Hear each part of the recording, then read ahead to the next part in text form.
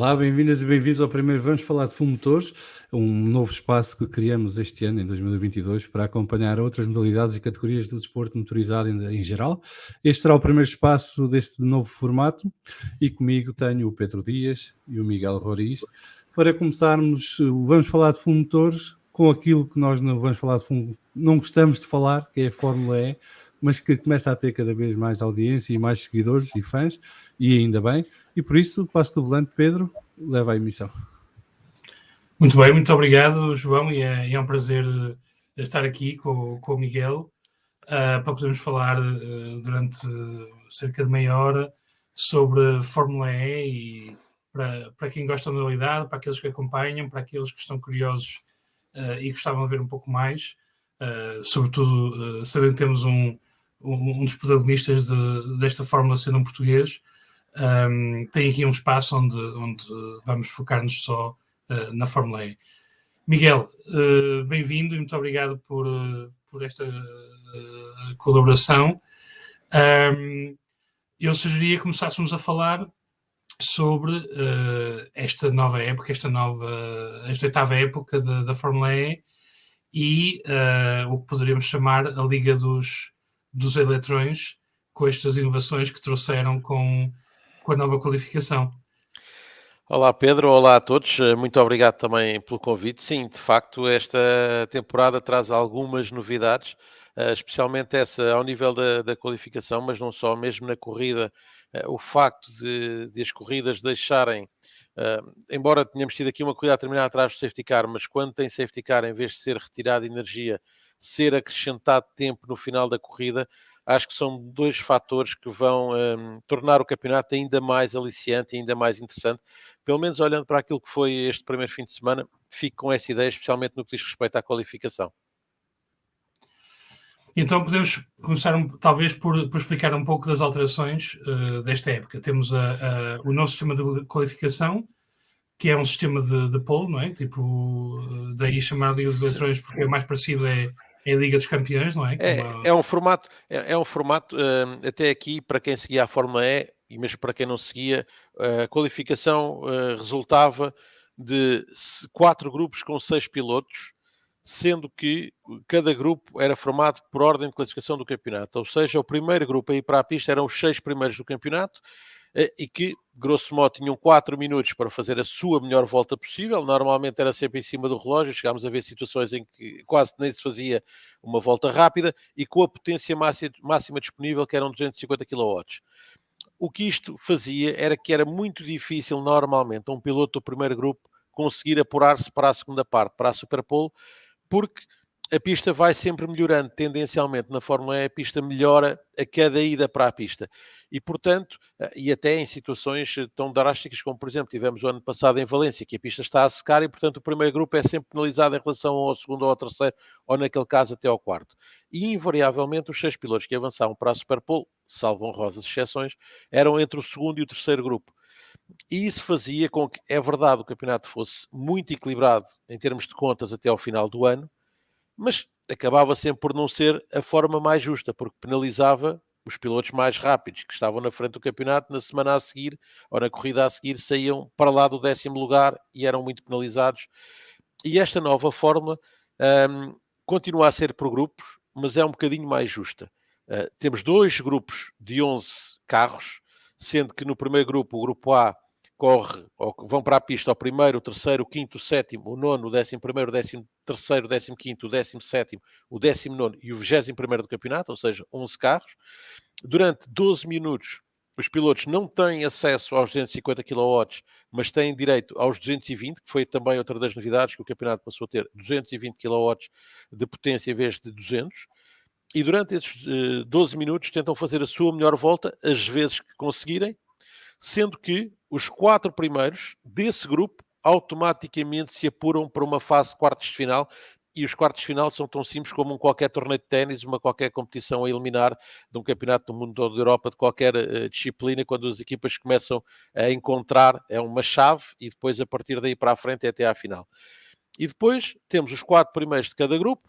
O primeiro corre contra o quarto, aí sim já com os 250 kW, a eliminar, e depois é um contra o outro, os dois em pista ao mesmo tempo, a eliminar. Quem fizer o melhor tempo avança até à meia-final e até à final. Eu, honestamente, acho que é um resultado mais justo. Acho que vai acabar por fazer com que, ao contrário dos outros anos, em que se calhar temos 10 ou 12 ou 14 pilotos em condições de ser campeões no último fim de semana, se calhar vamos ter 4 ou 5, ou até menos, porque tendencialmente as melhores equipas vão estar mais vezes na frente neste novo formato. Mas as corridas são assim, os melhores têm que ser premiados pelo melhor trabalho e por serem mais rápidos, e os outros que quiserem lá chegar que trabalhem e que deem da perna.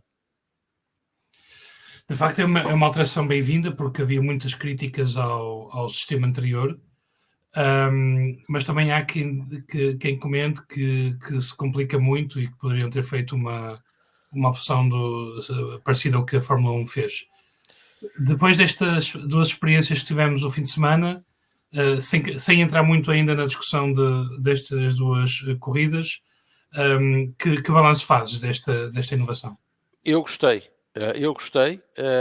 Acho que o público em geral também gostou. O próprio feedback dos pilotos é bastante melhor, os pilotos também gostaram, e temos que perceber que a Fórmula E não é a Fórmula 1, ou não é um campeonato que sempre primou pela inovação, sempre tentou fazer diferente. Podemos concordar ou não concordar com o estilo, com o formato, mas sempre procurou fazer diferente. Tem a questão do fan boost, ou seja, que o público pode dar energia extra aos seus pilotos, e portanto temos que olhar para a Fórmula E mais do que um campeonato tradicional, um campeonato diferente, com ideias diferentes, com conceito diferente, até o próprio pódio, com aquela selfie que é feita normalmente com o público, no meio do público, tem um espírito de festa completamente diferente. E nesse modelo eu acho esta forma mais justa.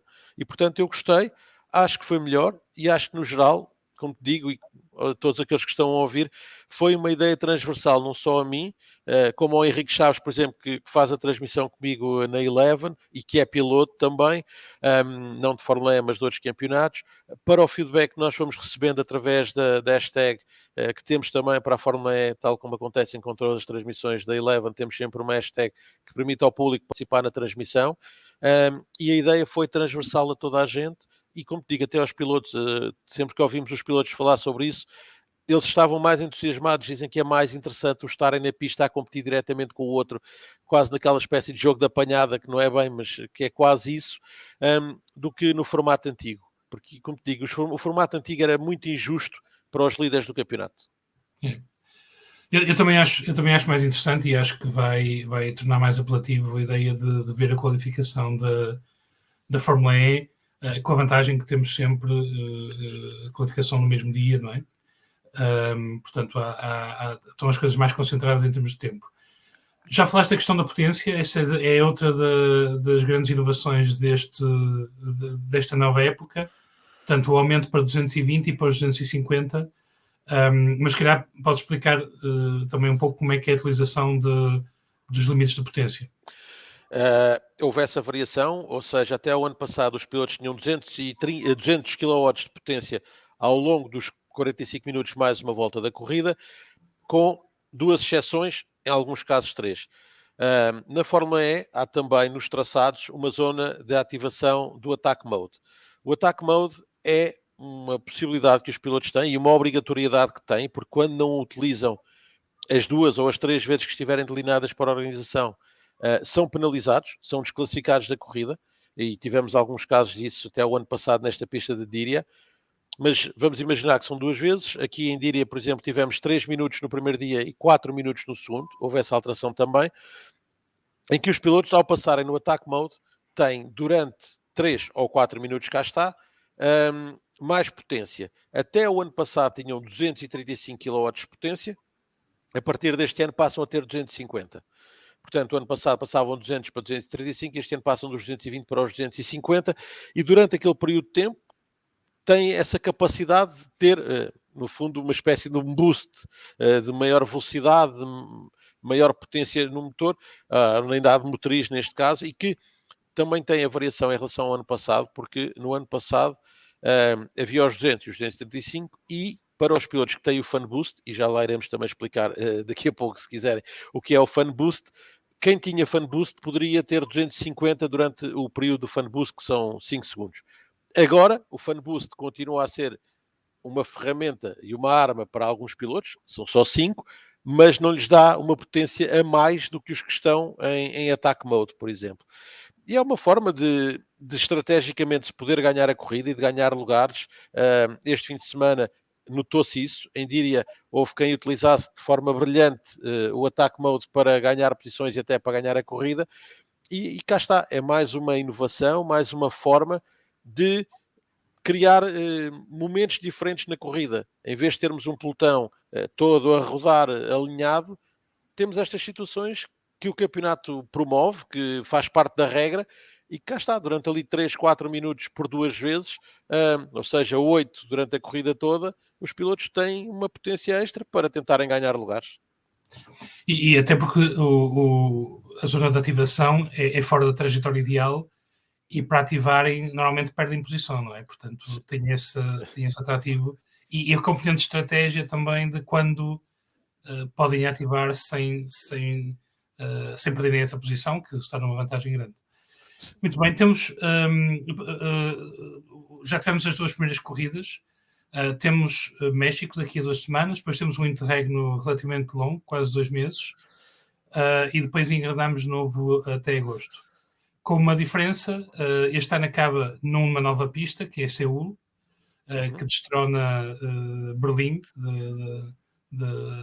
como corrida final do campeonato. Que te parece este calendário? Parece-te interessante?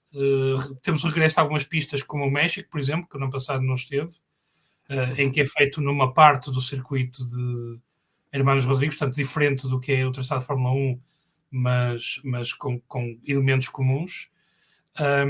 Portanto, um pouco um regresso quase à normalidade. O que é que te parece?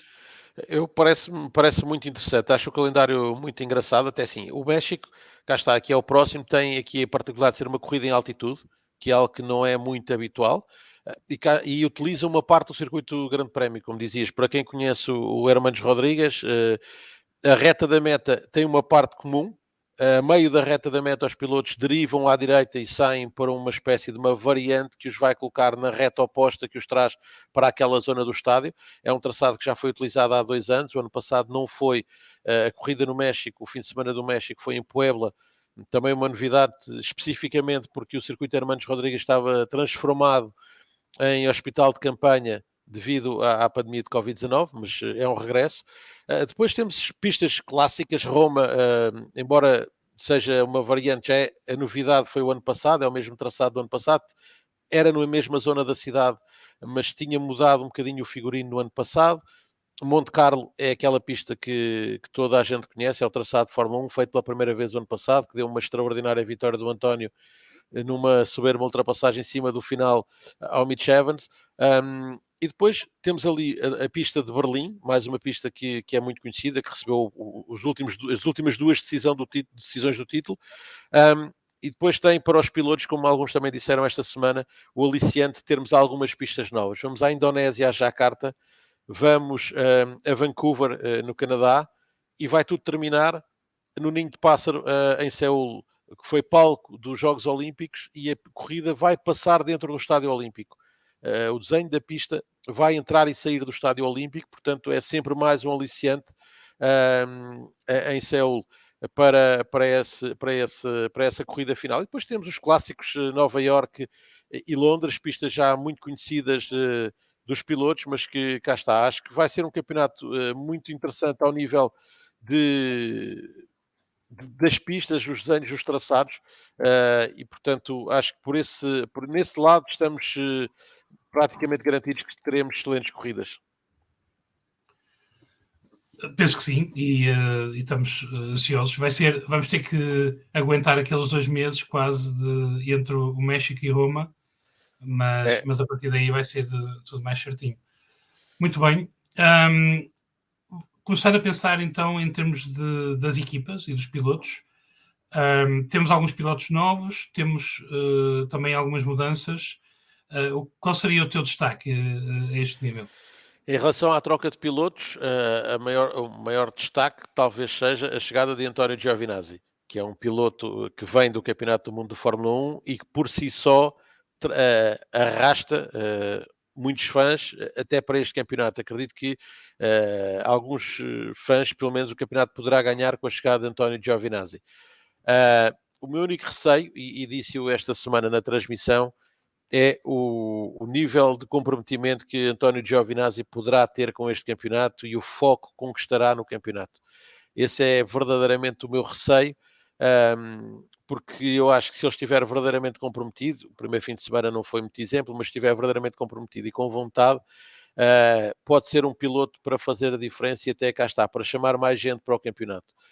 Mas se vier no espírito de não estou para me incomodar muito, não gosto do campeonato e estou aqui só porque tem que ser até arranjar algo diferente para fazer e até parece que terá algo, pelo menos para complementar a Fórmula E, não sei se será o melhor caminho. Depois temos naturalmente o Dan Tinctum e o Oliver Askew, estes três são os rookies do campeonato, e depois tivemos algumas trocas, uma delas que eu acho que pode ter peso até para as contas do título, até pelo que se viu este fim de semana, que foi a passagem de Lucas Di Grassi para a Rocket. Ele é o piloto com mais corridas da história da Fórmula E, todas as que se fizeram até hoje, ele e Sam Bird estiveram presentes, são 86 até esta altura. E acho que a competitividade que a unidade motorista da Mercedes mostrou no primeiro fim de semana permite a Lucas Di Grassi tentar talvez sonhar com um segundo título e igualar Jean-Éric Vergne como os pilotos com mais títulos. Ao nível das movimentações de pilotos nas principais equipas ou a chegada dos novos, eu diria que estas são assim as mais impactantes. Depois, obviamente, tivemos Oliver Rowland que passou para a Mahindra, Max Gunther que chegou para a Nissan e Dams, mas no geral acho que estas são assim aquelas que têm mais impacto e que podem ter mais peso no campeonato. Muito bem, e acho que resumiste muito bem e uma análise curta e clara. Tu falaste da vinda do Giovinazzi, mas aí temos uma questão e que nos leva ao ponto seguinte, que é em termos de equipas, e o que é que podemos esperar das equipas. E neste caso, a Dragon não será das equipas que mais promete, não é? Portanto, o Giovinazzi estará sempre limitado pela competitividade da equipa onde está, não é? Sim, claro, a Dragon não é claramente a melhor equipa, nem anda lá perto. Está muito mais perto do final da tabela do que do meio ou da frente do pelotão. Mas até nisso, a experiência e o conhecimento de Giovinazzi, é verdade que ele não tem um grande conhecimento da Fórmula E, mas é um piloto muito experiente e poderia aportar alguma, até ajudar a equipa a dar passos em frente. Se estiver verdadeiramente com vontade e, como eu dizia, se ele estiver comprometido com o projeto, com a ideia e de querer fazer se calhar alguma carreira na Fórmula E, pode tentar dar aqui algum aporte de qualidade à equipa. Obviamente a Dragon não é a equipa mais forte, da mesma forma que a NIO, para onde foi Dani Tinctum, não é.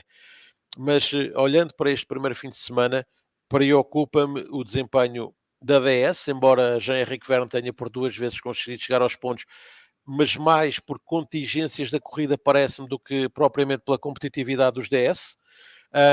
E mesmo a Jaguar, embora Sambar tenha conseguido um quarto lugar na primeira corrida, não pareceu tão forte como em anos anteriores. E depois temos as duas estruturas ligadas à Mercedes, a equipa oficial que o ano passado garantiu os 2 títulos. Nick de Vries e Stoffel Van Dorn chegam claramente muito fortes. A equipa parece-me estar num nível de competitividade muito grande. E depois disso beneficia também a Rocket, que também tem unidade motriz da Mercedes e que nesta altura está também num patamar, diria, acima da concorrência.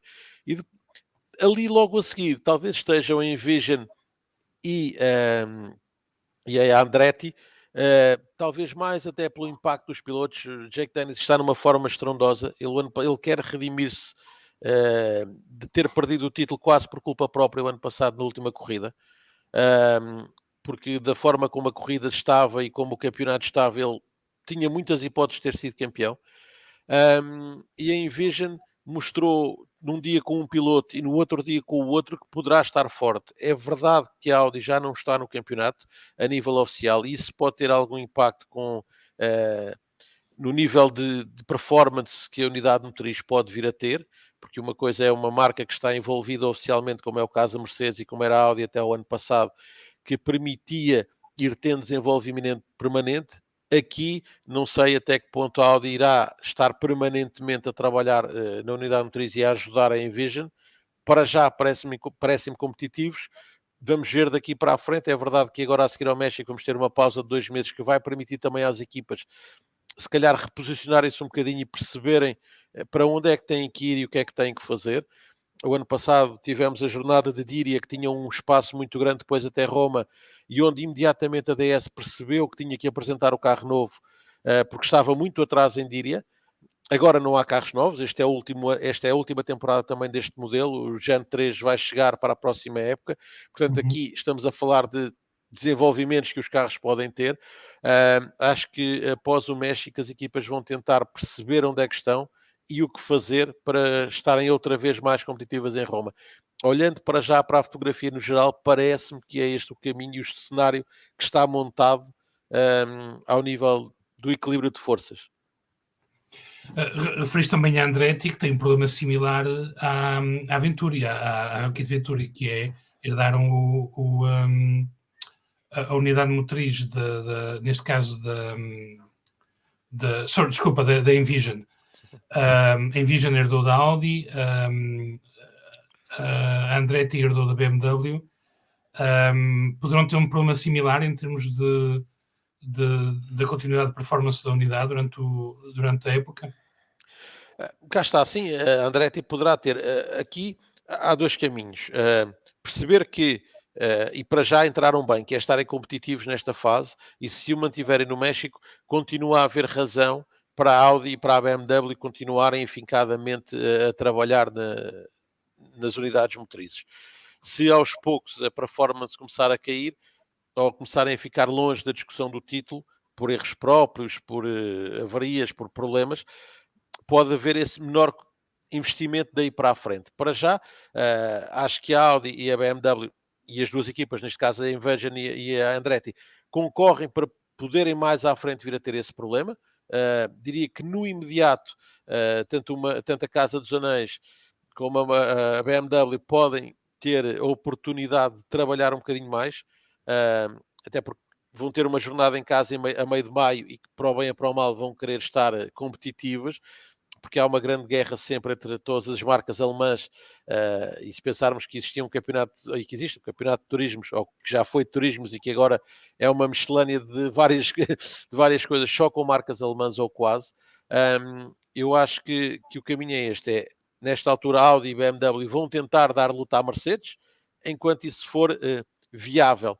Quando perceberem, se calhar, que a distância ou o fosso começa a ser grande, ou que para lá chegarem o investimento vai ter que ser muito grande, se calhar vão tirar um bocadinho o pé. Muito bem. Eu pegava noutra questão que referias em relação para fazer transição também para a análise já do que foram estas duas primeiras corridas. Tu começaste também a dizer que a DS Cheetah Tech Cheetah também teve um rendimento um pouco decepcionante e nós estamos sobretudo desapontados com o fim de semana do António Félix da Costa, que não pontuou, embora tenha tido uma qualificação melhor no domingo. Poderão ter sido vítimas da pouca eficiência da unidade deles, porque é uma das grandes vantagens que a Mercedes tem, sobretudo em circuitos que são mais exigentes em termos de consumo energético, e a DS já no ano passado tinha mostrado algumas lacunas a esse nível. Poderá ter sido essa a questão aqui, ou vês algo mais amplo? Eu não sei se terá tido a ver com essa situação, porque se repararmos, tanto num dia como no outro, já Henrique Verne acaba por ganhar vários lugares na parte final, especialmente no primeiro dia em que está fora dos pontos e aproveita para chegar aos lugares pontuáveis, beneficiando de problemas aí sim da Porsche a nível de consumo, claramente com o André Lotterer a passar muito mal para conseguir chegar ao final da corrida. Aliás, as equipas e quase todos os carros chegaram ao final da corrida no limite da energia, já na casa do 0,2, 0,3, estava toda a gente ali muito, como se costuma dizer, pendurada para chegar ao final. Mas pareceu-me, especialmente no primeiro dia. No segundo, como dizias, a qualificação já correu melhor, depois o António não correu bem, parece-me, por um erro claro dele, a sensação com que eu fiquei na transmissão e disse-o, é uma distração dele, da equipa, mas é um erro. mas no primeiro dia estavam demasiado longe e o estar demasiado longe, até em ritmo de qualificação, não me parece que tenha só que ver com uma questão de gestão da energia, porque durante a qualificação não há essa situação, não se coloca, e o carro pareceu menos competitivo nessa circunstância. Como digo, depois a equipa terá encontrado ali algo que melhorou claramente para o dia de sábado, para o segundo dia de competição, mas nunca me pareceu que a DS estivesse verdadeiramente em condições sequer de discutir o pódio. E para uma equipa que conquistou 3 títulos de forma consecutiva, de pilotos e de equipas em 4 anos, perdeu o do ano passado para a Mercedes, mas vinha de 3 títulos consecutivos de pilotos, acaba por não ser um grande cartão de visita. Vamos acreditar que vão conseguir dar esse passo em frente e essa melhoria já para o México, até para termos a oportunidade, cá está, de vermos o António de novo a discutir vitórias e a ganhar corridas, porque este fim de semana em nenhum momento pareceu que isso fosse possível. E o que também é estranho, porque tiveram no FP1 e FP2 os dois DS tiveram bastante bem, e o António Cá teve está. bastante bem. Daí a desilusão da qualificação também. Sim, depois não sei se foi uma questão de não adaptação ao formato, embora isso não me faça muito sentido, porque estamos a falar 12 minutos para fazer voltas rápidas e, portanto, não há muito porque não se adaptar. Acho que o formato antigo, nesse aspecto, seria mais difícil de gerir. Não sei se teve a ver com as mudanças de temperatura, porque cá está, falamos de treinos livres de manhã. Na quinta-feira nem foi, mas na sexta-feira foi de manhã em Lisboa, já durante a tarde em Díria, mas com temperaturas mais quentes, com o asfalto mais quente e depois a corrida já de noite com o asfalto bem mais frio. Depois, a questão dos treinos livres tem sempre a situação de perceber o que é que cada equipa está a fazer ou o que é que cada equipa vai à procura especificamente em cada sessão. E, portanto, eu olho sempre um bocadinho para os treinos livres, não muito em termos de competitividade, porque se formos olhar, Oliver Rowland dominou as 2 sessões de treinos livres para o dia de sexta-feira, tanto na quinta como na sexta de manhã, e depois na qualificação não foi excepcional e acabou por fazer uma corrida um bocadinho apagada, até abandonar no incidente com Robin Fritz. E, portanto, os treinos livres acabam, no meu entender, por funcionar muito como forma das equipas perceberem como é que vai tudo funcionar, e nesse aspecto acaba-se até por ter um pouco de razão, que de facto os DS pareciam competitivos, mas custa-me perceber o que é que, e nos treinos livres é aquilo que eu dizia, perceber exatamente o que é que as equipas estão a ensaiar em cada momento e aquilo que jogam para uma volta rápida, por vezes pode não ser representativo de todo um fim de semana ou depois durante a corrida, como é que isso se expressa em corrida, esse ritmo. Ok, e já fizeste alguma referência ao México e ao circuito. É um circuito que nas últimas 2 vezes que lá estiveram, correu bem o António, teve 2 pódios, 2 segundos lugares. Sim. E com equipas diferentes, não é? Na primeira época na Andretti e a última época na Andretti, na altura, assim, quando já assim com a BMW. Mas em geral, ou seja, continuaremos a ver aqui um domínio da Power Unit da Mercedes tanto com os Mercedes EQ como com os Venturi? Eu espero que não. Eu gostava de dizer que não, mas aquilo que se assistiu este fim de semana foi muito domínio. E até fazendo aqui um resumo breve, a Mercedes fez pole position na sexta e ganhou a corrida, fez pole position com o Stoffel Van Dorn, ganhou com o Nick de Vries, fez dobradinha com os 2 pilotos, portanto controlou a corrida e viu Lucas Di Grassi e Eduardo Mortara nos carros da Rocket, que não é equipa oficial, terminarem igualmente nos pontos. E depois no domingo fez pole position com o Nick de Vries, com o carro oficial, ganhou com Eduardo Mortara com o carro da Rocket, mais um carro da Rocket no pódio com o Lucas Di Grassi, e até surpreendido um bocadinho pelo Robin Fritz na altura que o ultrapassou, senão até poderíamos ter tido mais uma dobradinha, neste caso da Rocket, com o Power Unit da Mercedes, e pareceu-nos claramente, e quando digo pareceu-nos, falo por mim e pelo Henrique, porque nestas coisas eu gosto, e porque fazemos a transmissão juntos, pareceu-nos claramente que os Mercedes estavam um passinho à frente da concorrência. Como disse há pouco, acho que o Jake Dennis no primeiro dia conseguiu estar muito bem, estar muito próximo, conseguiu dar alguma luta. Foi ali um bocadinho penalizado pelo tempo que perdeu atrás do André Lotterer, porque cá está o André Lotterer no primeiro dia e a Porsche esteve muito competitiva mesmo no segundo e até soube gerir melhor a energia a Porsche no segundo dia do que no primeiro e até fez melhores resultados. Mas dá-me ideia nesta fase que no global as Power Unit da Mercedes são melhores, tanto na equipa oficial como na Rocket. Depois podemos ter ali alguns pilotos a conseguir brilhar pelo talento e porque têm carros obviamente competitivos. Como disse, Robin Fritz, até Nick Cassidy, que esteve também muito bem no primeiro dia, que fez até a volta mais rápida da corrida, Jake Dennis. Vamos acreditar que a DS com o António Kujev vai estar melhor, que a Jaguar com Sam Bird e Mitch Evans também vai estar melhor. Assim, há muito espaço que a Porsche vai manter o nível. E como eu costumo dizer a brincar, já se sabe que no México o Pascal Wehrlein vai ganhar a corrida e depois vai ser desclassificado para ganhar o Lucas Di Grassi, não é? Já assistimos a este cenário na cidade do México, neste circuito, como assistimos o ano passado em Puebla na primeira corrida. Mas diria que com os Mercedes um bocadinho melhor, temos, apesar de tudo, um lote de 10, 12 pilotos, assim, de repente, que podem discutir, primeiro que tudo, a entrada na fase eliminar da qualificação e que fazendo isso, estão mais perto depois de poder ganhar a corrida. Muito bem. Agradeço-te muito, Miguel. Fizemos análise da época, das equipas, dos pilotos, das duas primeiras corridas, um bocadinho levantar o véu em relação ao que poderá ser a próxima corrida no México, no dia 12, corrida única.